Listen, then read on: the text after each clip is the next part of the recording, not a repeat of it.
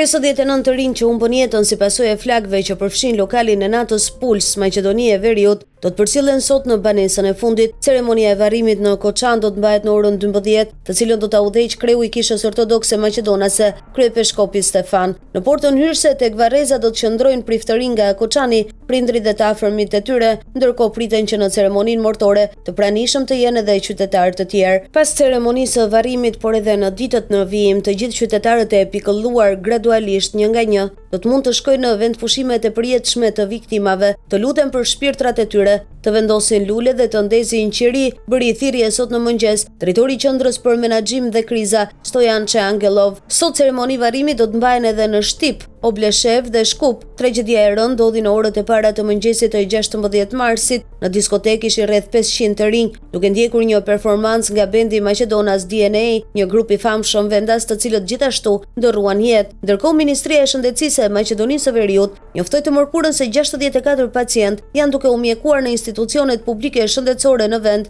dhe janë në gjendje relativisht të qëndrueshme, ndërsa 13 të tjerë janë duke u mjekuar në spitale private dhe 101 pacient po mjekohen jashtë vendit. Që prej pasdites së të hënës në vend nisën protestat e qytetarëve të indigjuar me ngjarjen. Protestues marshuan përpara prokurorisë dhe gjykatës së qytetit, ndërsa në zemërim e sipër 10 prej tyre ndaluan përpara një prej lokaleve në pronësi të njëjtit person që kishte klubin e natës ku ndodhi tragjedia. Ata shkatruan pjesën më të madhe të lokalit dhe një automjet që pretendohej se i përkiste të njëjtit person.